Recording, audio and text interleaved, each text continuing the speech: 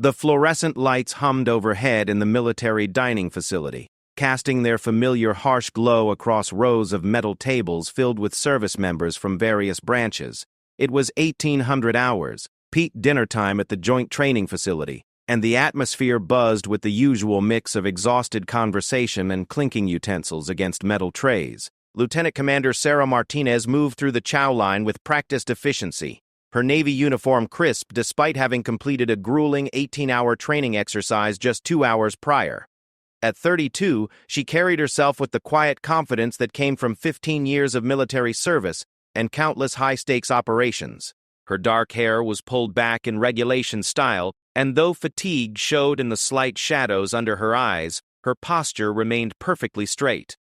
The dining hall was particularly crowded tonight. A new batch of Marine recruits had arrived at the facility for joint operations training, mixing with the usual population of seasoned Navy personnel, Army Rangers, and Air Force specialists. The energy was different when Marines were around, louder, more aggressive, with an underlying current of competition that seemed to electrify the air. Sarah had just loaded her tray with the evening's offerings of meatloaf, mashed potatoes, and green beans when she felt it. A sharp, deliberate shove from behind that sent her stumbling forward. Her tray tilted dangerously, and only years of trained reflexes allowed her to maintain her grip and prevent the entire meal from crashing to the floor. "Move it, girl! Some of us got places to be." The voice belonged to Corporal Jake Stevens, a 24-year-old Marine who stood 6'2" and carried the kind of swagger that came from believing his own hype.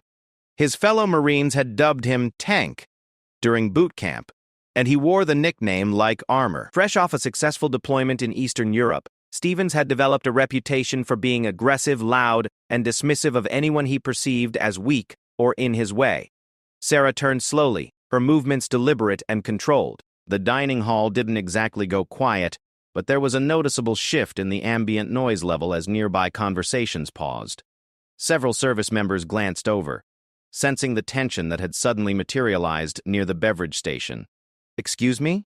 Sarah's voice was calm, almost conversational, but there was something in her tone that made Stevens' buddies exchange glances. Stevens, however, was too caught up in playing to his audience to notice. 3 other Marines flanked him, Corporals Martinez, Johnson, and Private First Class Williams, all young, all eager to see how their friend would handle what they assumed was just another Navy officer trying to act tough. "You heard me," Stevens continued, his voice growing louder and drawing more attention. "This is a military facility, not some country club. Keep up or get out of the way." He gestured dismissively at Sarah's uniform. "Probably never been anywhere more dangerous than a supply closet anyway."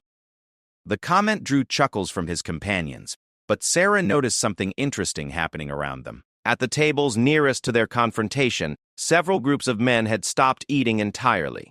They weren't looking directly at the scene, but their body language suggested they were paying very close attention. One man, a tall figure with graying temples sitting at a corner table, had actually turned slightly in his chair, though his expression remained neutral. "I see," Sarah replied evenly, making no move to continue through the line or step aside. "And you are?"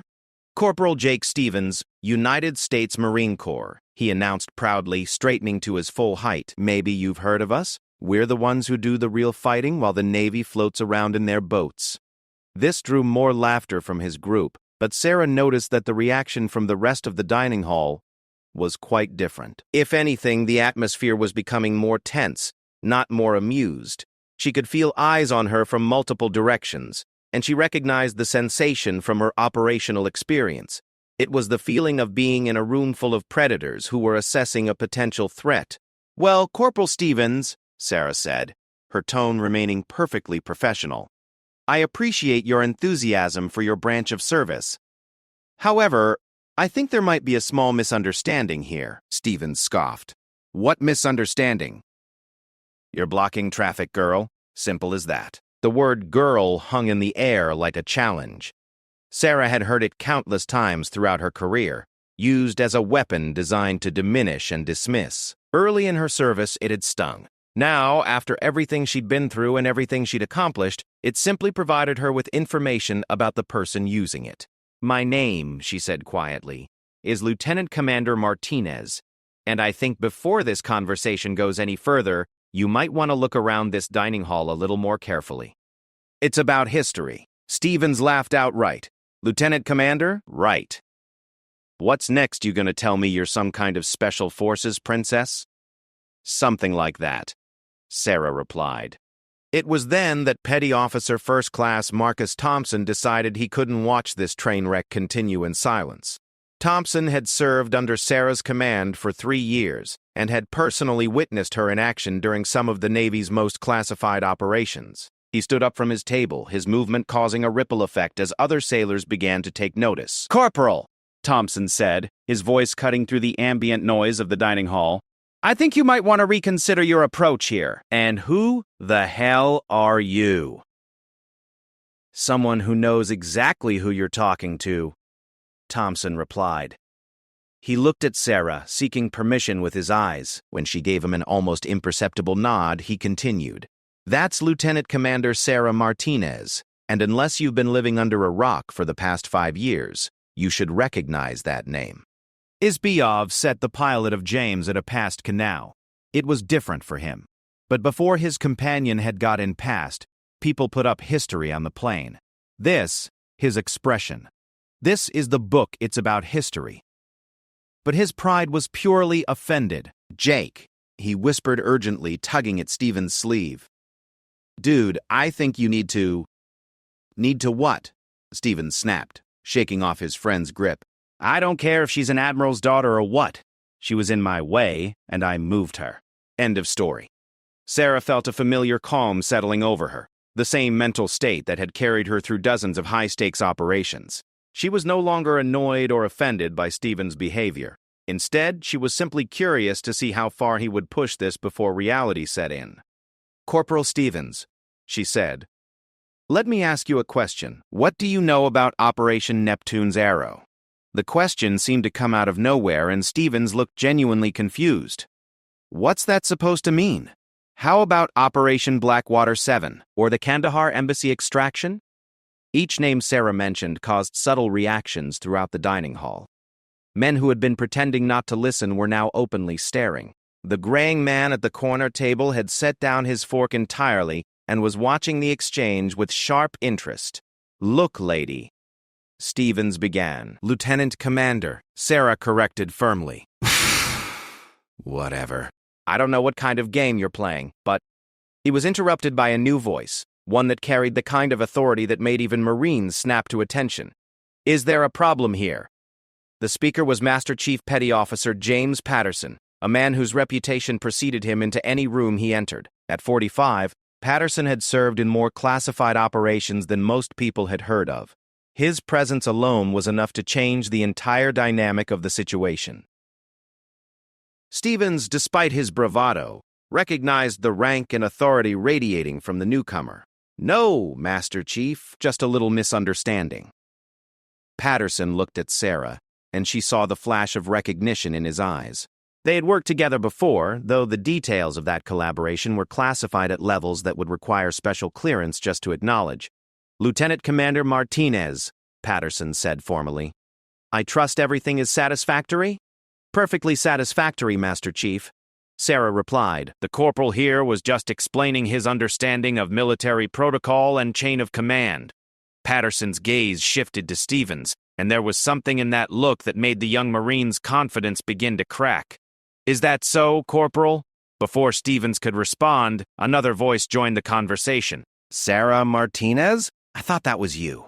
The speaker was Commander Robert Hayes, a man who rarely appeared in the regular dining facilities. His presence immediately elevated the significance of whatever was happening.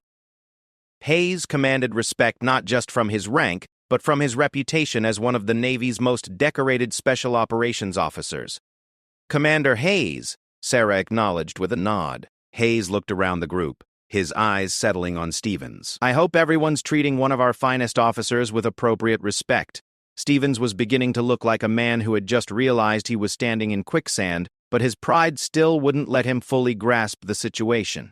Sir, I was just... Corporal, Hayes interrupted. Do you know what the Navy Cross is? It's the Navy's second highest decoration for valor.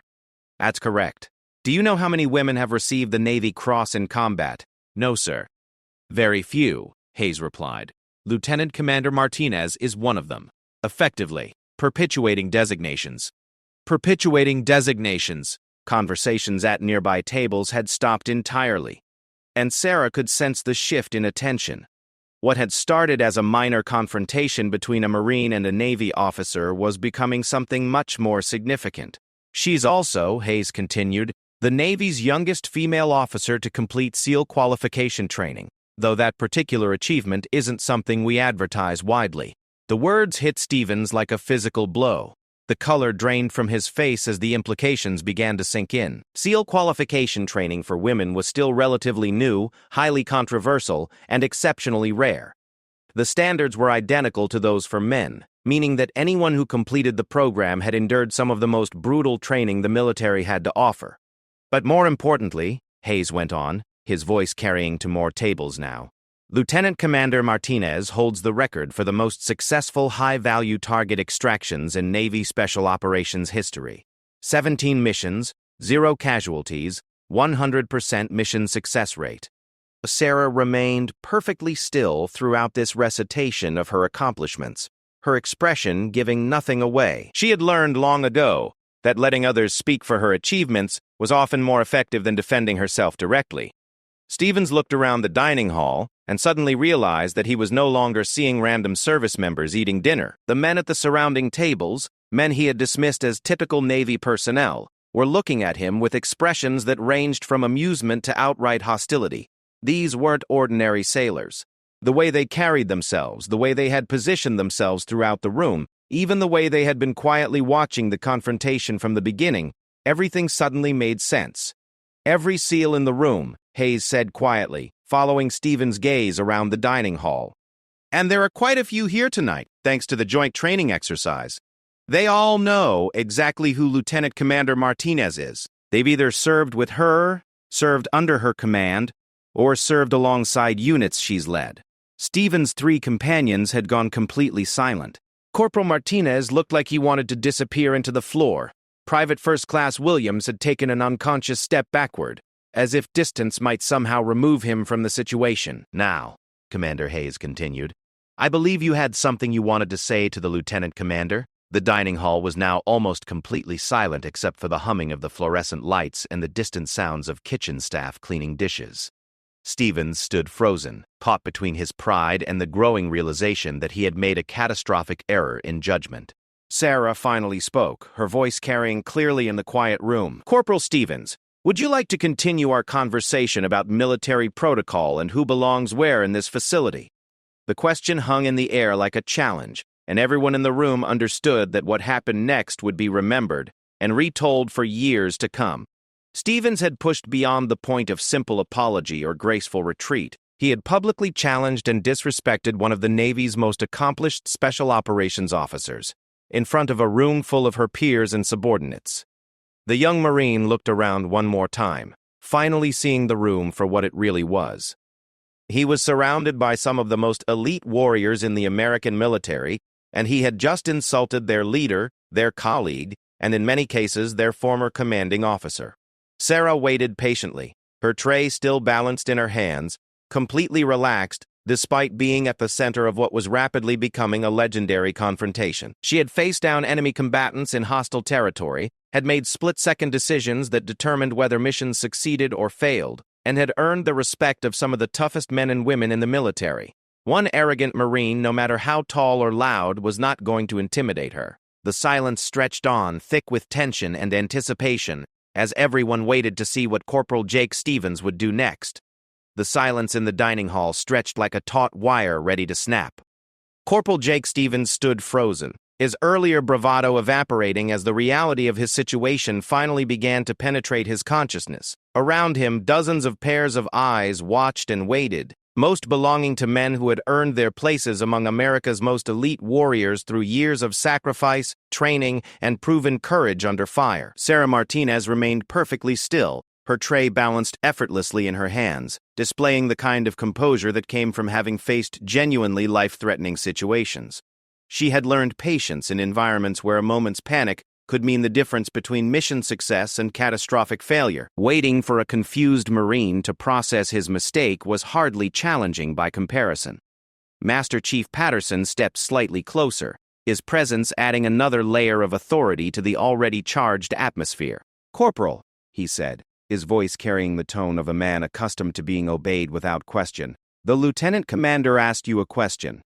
Stephen's throat worked as he tried to find words that might somehow salvage the situation.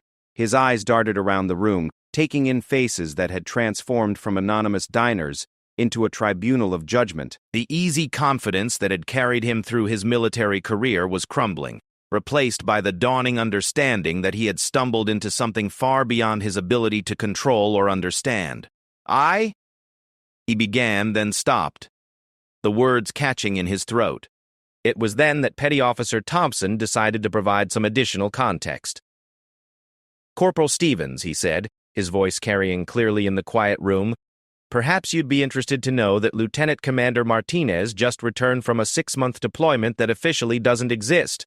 The kind where success means nobody ever hears about it, and failure means people die.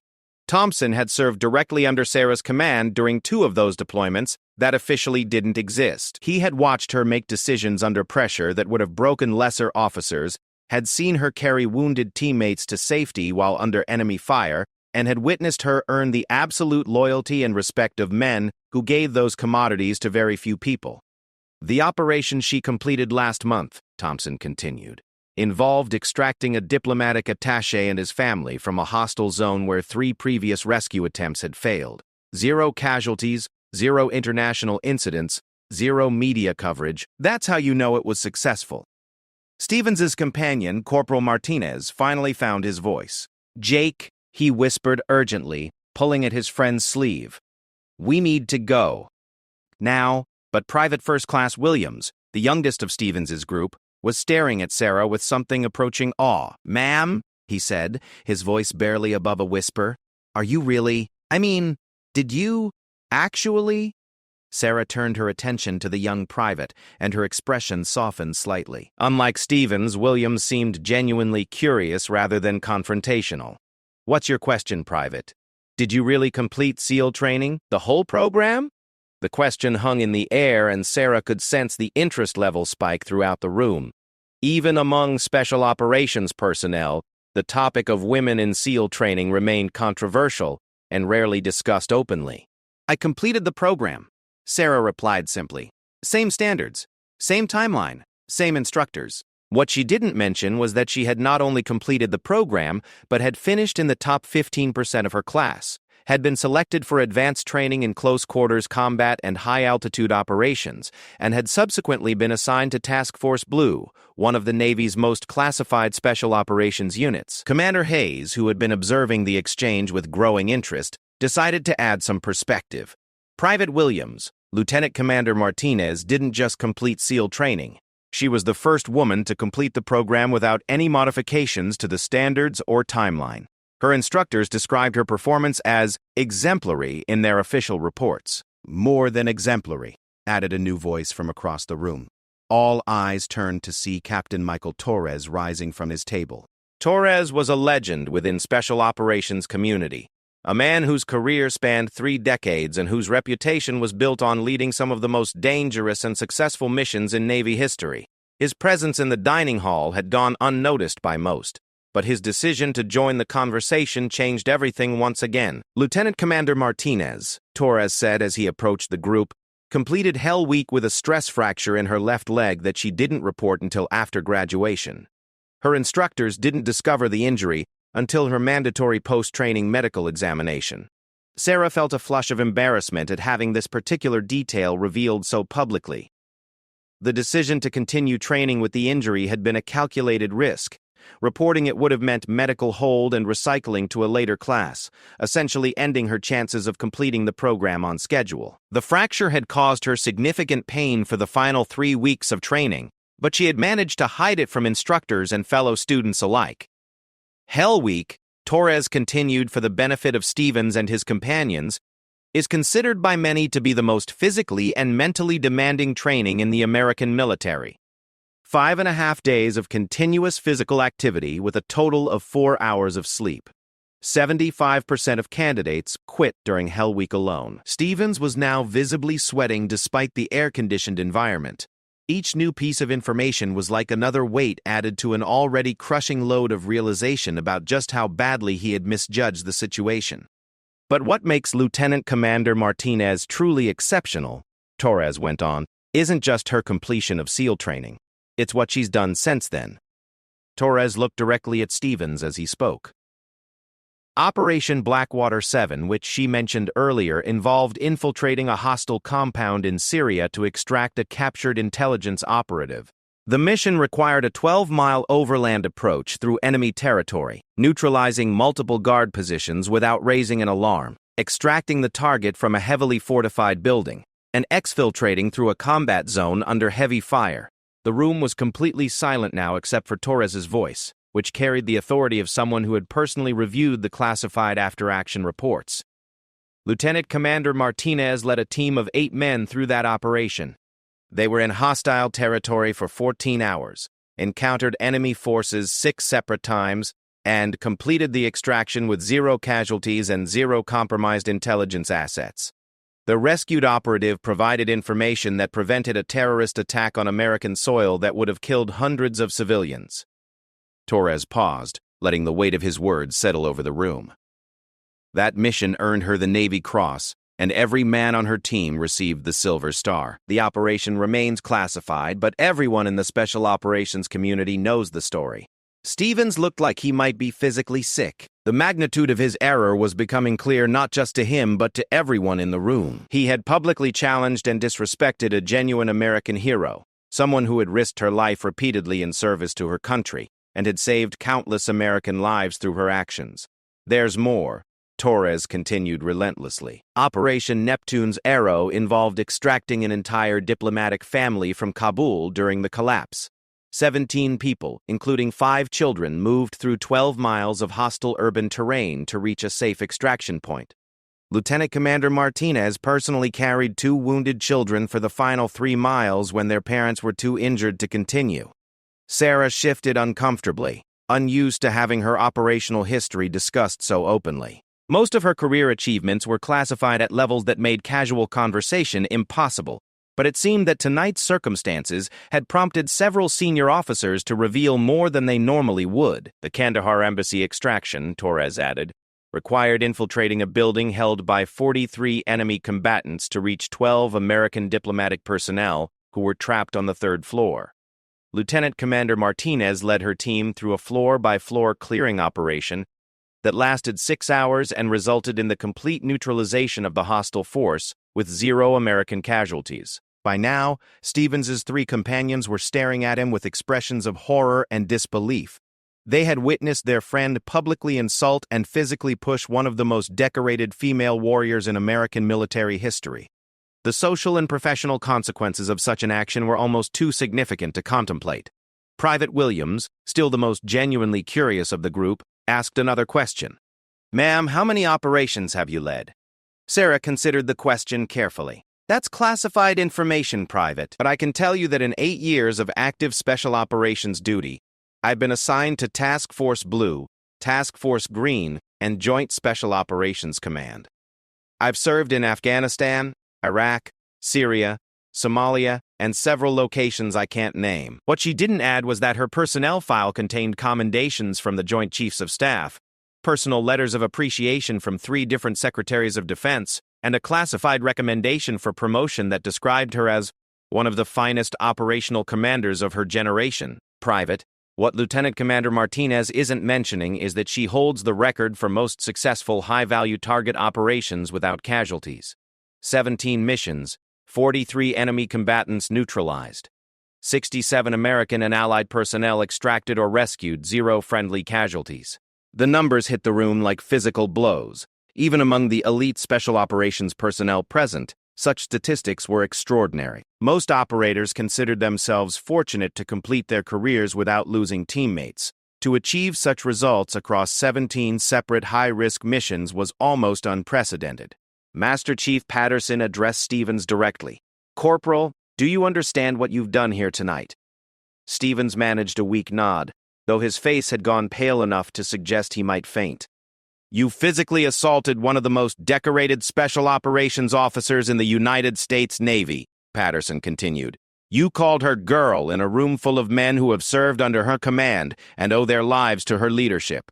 You dismissed her service record and suggested she belongs in a supply closet rather than a combat zone.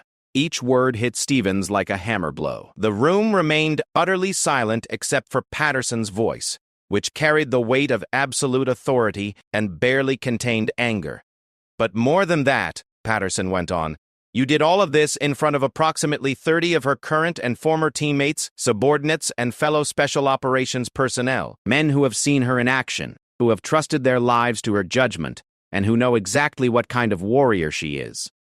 Stevens tried to speak, but Patterson held up a hand for silence. In my 30 years of military service, Patterson said, I have never witnessed such a complete display of ignorance, arrogance, and disrespect toward a fellow service member. And I have certainly never seen such behavior directed toward an officer of Lieutenant Commander Martinez's caliber and achievement. The rebuke was devastating in its completeness and delivered with the kind of authority that left no room for response or defense. Stevens stood in the center of the dining hall, surrounded by dozens of elite warriors who now viewed him with a mixture of contempt and disgust.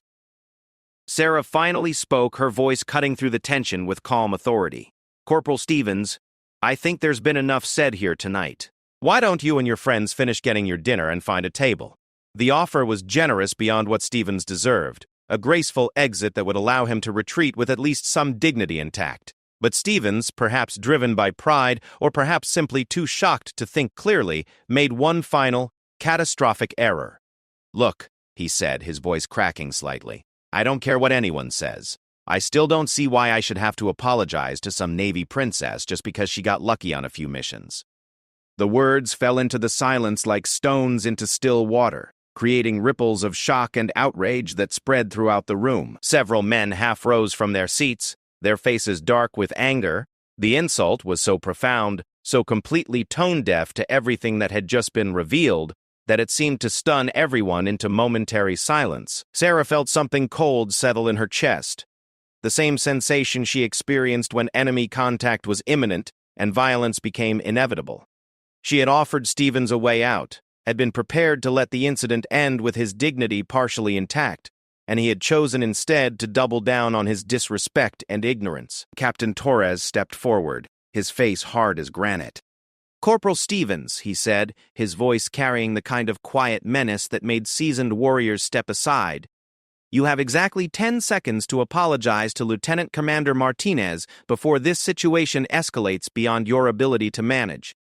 The dining hall held its collective breath as Stevens stood at the crossroads between redemption and complete professional destruction. His next words would determine not just how this evening ended, but quite possibly the entire trajectory of his military career.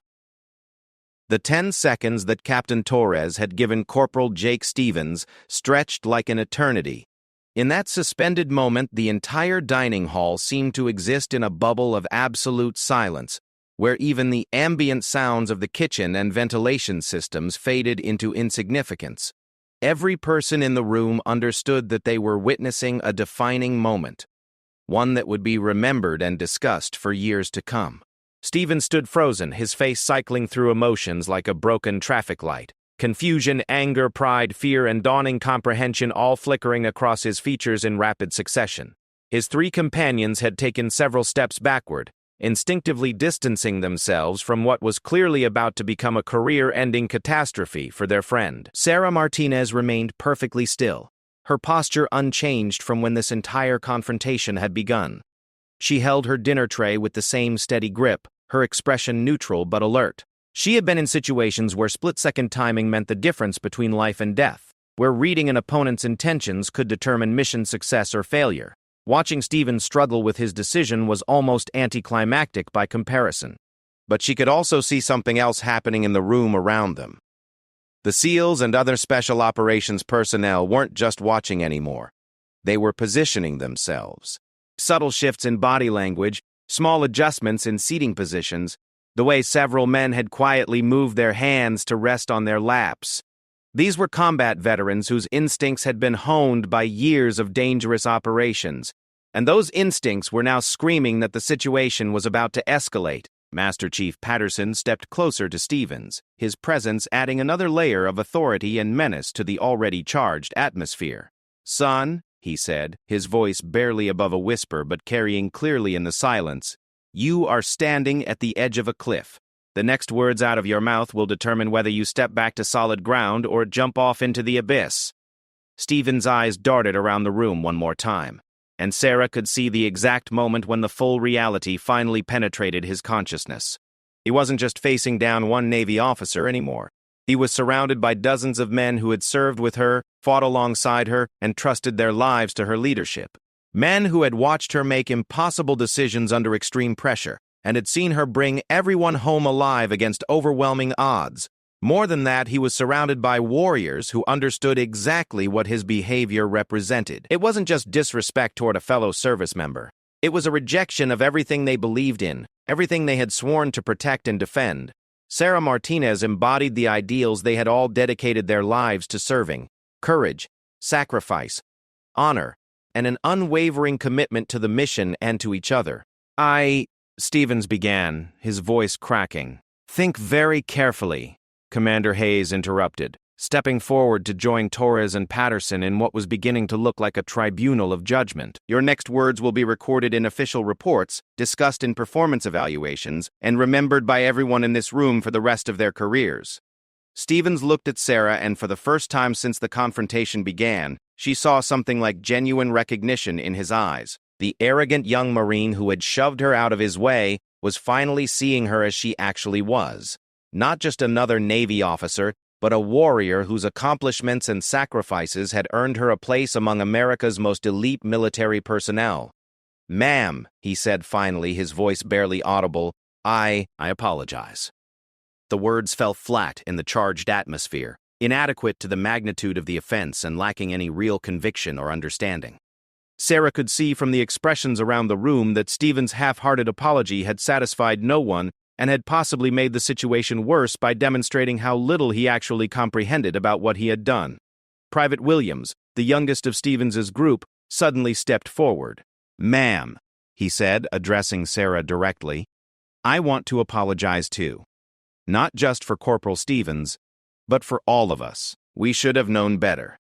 We should have recognized who you were, and even if we didn't, we should have shown proper respect to a superior officer." Williams' words carried a sincerity that Stevens had lacked, and Sarah nodded acknowledgement.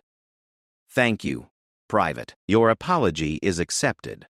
Perhaps driven by desperation, perhaps by a last surge of misplaced pride, he made one final attempt to salvage the situation. "Look, I said I was sorry. What more do you want?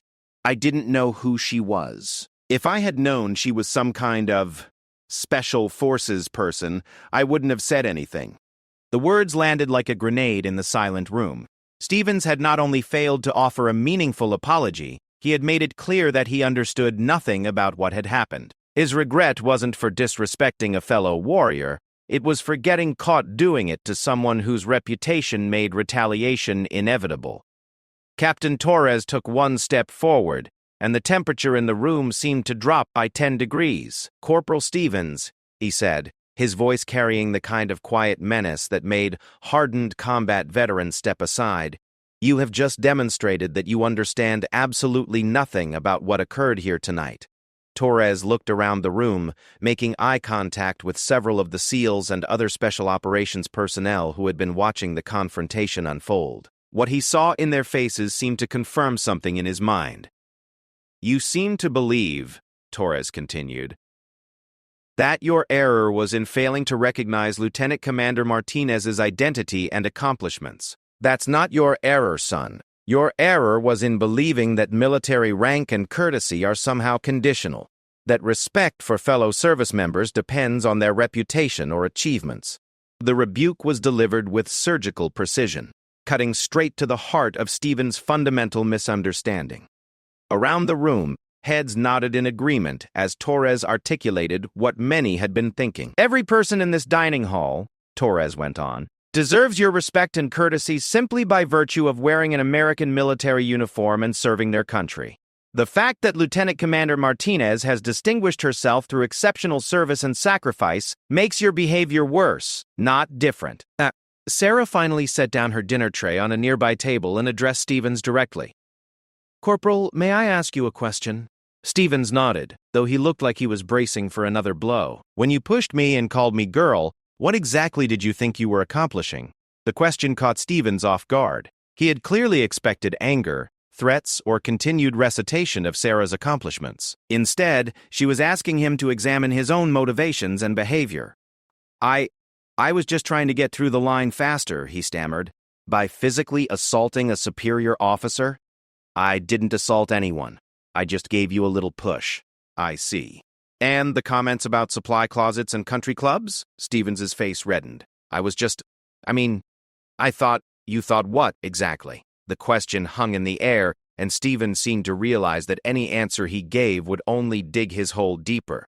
The truth was obvious to everyone in the room. He had seen what he assumed was a weak target, someone he could bully and intimidate to make himself look tough in front of his friends. The fact that his target had turned out to be one of the most accomplished warriors in the room was just bad luck. Master Chief Patterson stepped forward again. "Corporal Stevens, in my 30 years of military service, I have worked with thousands of Marines, sailors, soldiers, and airmen. I have served with cowards and heroes, with mediocre soldiers and exceptional warriors, with people who barely met minimum standards, and people who redefined what excellence means." Patterson paused, letting his words sink in before continuing.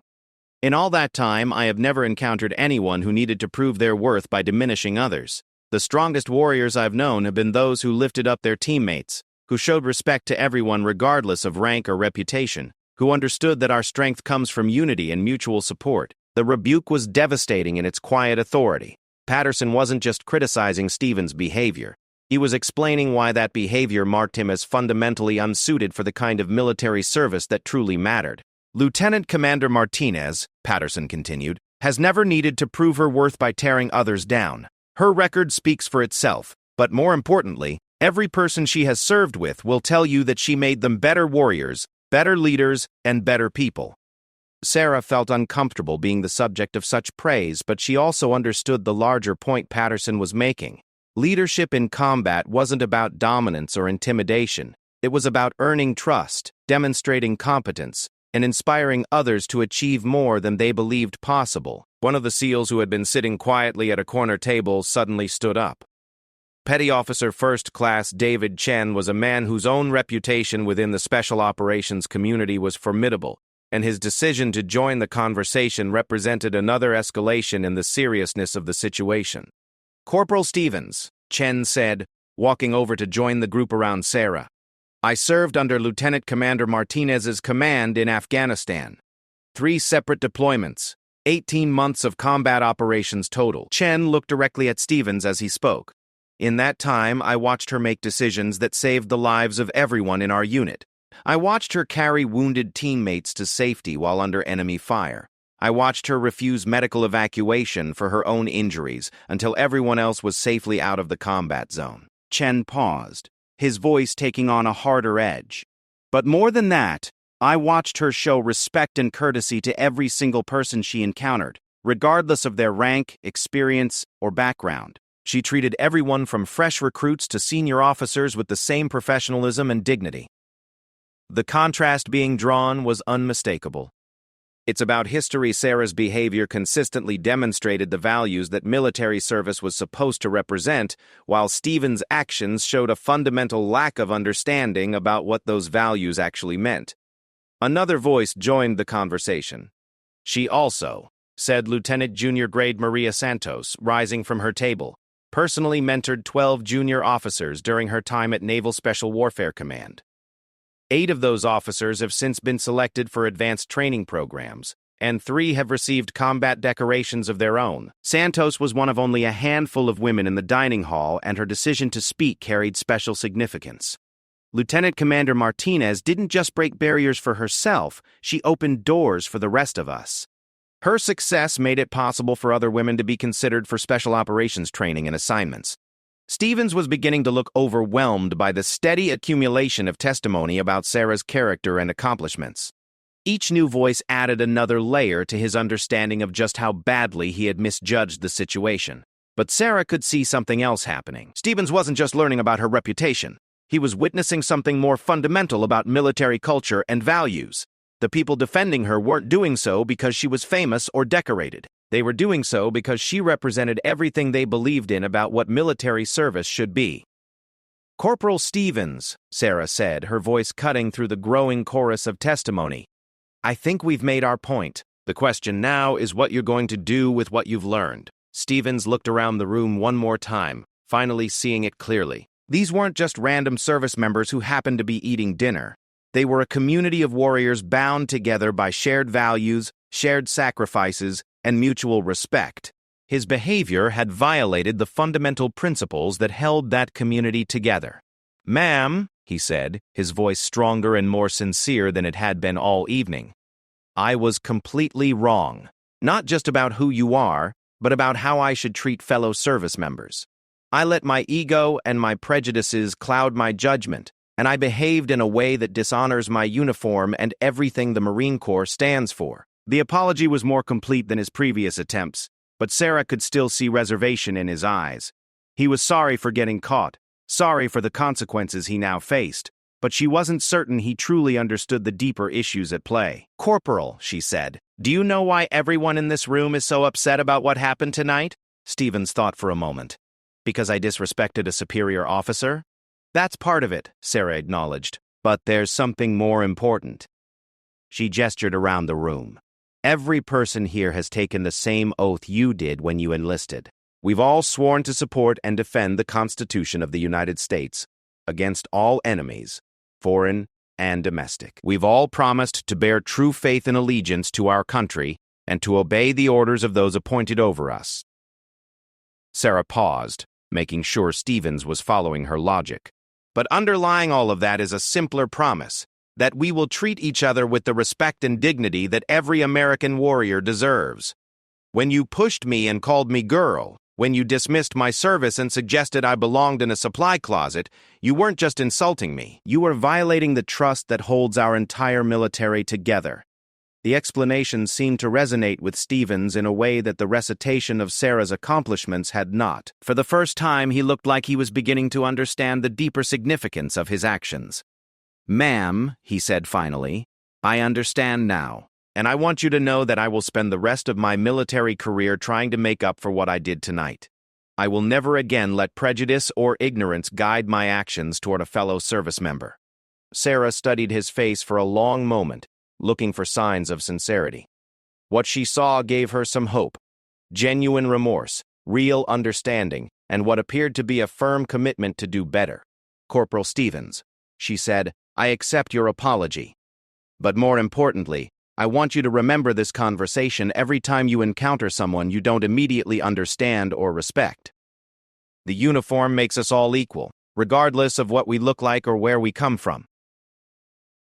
Stevens nodded, and for the first time all evening, Sarah saw in him the potential to become the kind of Marine the Corps was supposed to produce.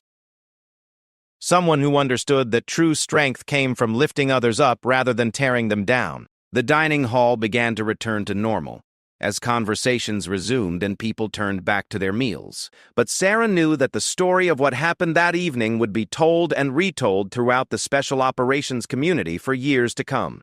Not as a story about one officer's accomplishments, but as a reminder of the values that made military service meaningful.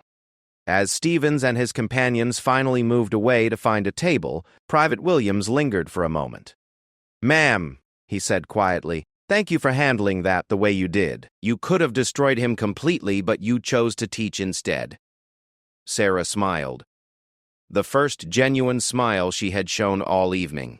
"Private, that's what leaders do. We help people become better than they were, even when they don't make it easy." As Williams walked away to join his friends, Sarah finally picked up her dinner tray and looked around for a place to sit. Captain Torres gestured to an empty chair at his table, and she gratefully accepted the invitation. "Hell of a thing," Torres said as she settled into her seat. "Just another day in paradise," Sarah replied, finally taking her first bite, of what had long since become cold meatloaf. Around the room, the story was already beginning to spread, growing with each telling into the legend it would eventually become. But for Sarah Martinez, it was just Tuesday night dinner in a military facility, a brief interruption in the routine of serving her country, with honor, courage, and unwavering professionalism, the kind of service that had always defined her and always would.